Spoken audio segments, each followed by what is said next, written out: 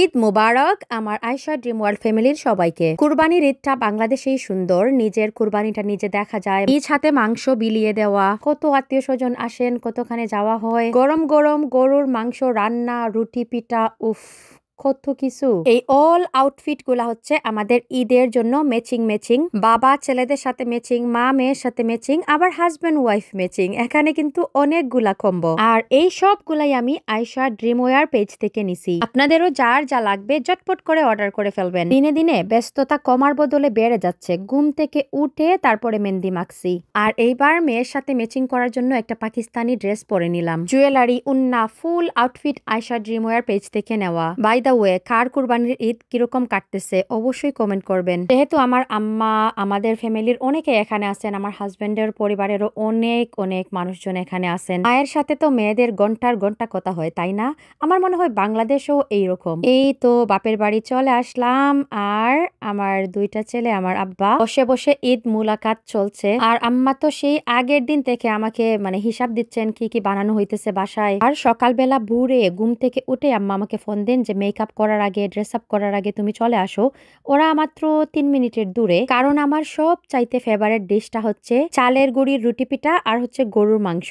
তো দুটোটাই রান্না করা হয়েছে, আর আমি সত্যি ঘুম থেকে উঠেই আগে গিয়ে ব্রেকফাস্ট অলরেডি কিন্তু করে আসছি। আর বাসায় ফেরার পথে আমার খুবই মন খারাপ হচ্ছিল, কারণ আমার আম্মা একটু অসুস্থ। মা ছাড়া কে আছে আর পৃথিবীতে এত আদর করে বলবে তোমার মেকআপ নষ্ট হয়ে যাবে, ড্রেস আপ নষ্ট হয়ে যাবে, তুমি আগে বাগে এসে খেয়ে চলে যাও। মায়েদের কেয়ার গুলা কোনোদিনও বাচ্চাদের জন্য শেষ হয় না, আর এই মায়াটা অন্য কারো কাছে পাওয়া যায় না।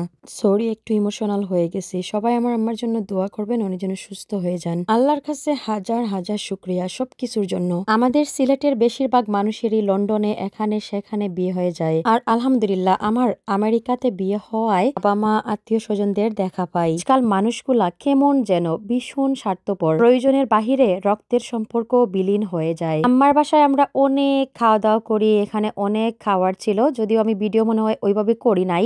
কি খাবো এই অবস্থা। চালের রুটি ছিল, সাথে ছিল সিলেটে বলি ছই পিঠা, আবার 2 ধরনের গরুর মাংস, খাসির মাংস, কারণ আমার বাচ্চাদের অ্যালার্জি আছে গরুর মাংসতে। পানি, হালিম, চটপটি, অনেক কিছুই, আর সবকিছুই অনেক মজা হয়েছিল। তবে এইবার আমার আম্মা সবকিছু করেন নাই, আমার আম্মার ছেলের বউ সবকিছুতেই হেল্প করছে। ঈদের দিনের ওয়েদারটাও অনেক ভালো ছিল, বেশি গরমও না ঠান্ডাও না, অনেক ঘুরতে পারছি। আর আমার জীবনের আরেকজন স্বপ্নের মানুষ হচ্ছে আমার হাজবেন্ড, যার জন্য এখনো আমি বেঁচে আছি, না হয় কোথায় যে হারিয়ে যেতাম। আর এখানে ছবি তোলার জন্য নিজেদেরকে একদম সুন্দরভাবে তৈরি করা হচ্ছিল। ঈদের দিন বলে কথা, ঈদের ছবি তো সুন্দর আসতেই হবে, কি বলেন? বরাবরই ঈদের দিন আমরা অনেক বাসাতে বেড়াতে যাই, তবে এইবার আমি এত বেশি রেকর্ড করে নাই, শুধু খাবারগুলা করছি। ভিডিও লম্বা দিতে চাই না দেখে শর্টকাটে মেরে দিলাম। বাই দ্য ওয়ে, আমাদের আউটফিট গুলা কেমন হয়েছে এটাও জানাতে কিন্তু ভুলবেন না। কুরবানির ঈদ হওয়ায় সব বাসাতেই মোটামুটি পিঠা ছিল বেশি, আর গরুর মাংসও ছিল। প্রথমে একবার পেট ভরে খেয়ে ফেললে পরে আর খাওয়াও যায় না। তারপরও ঈদের দিন সব জায়গা থেকে একটু মুখে দিতে হয়। সবার বাসায় মোটামুটি টেবিল ভর্তি খাবার। কেমন লাগলো আমাদের ঈদ ব্লগটি জানাবেন।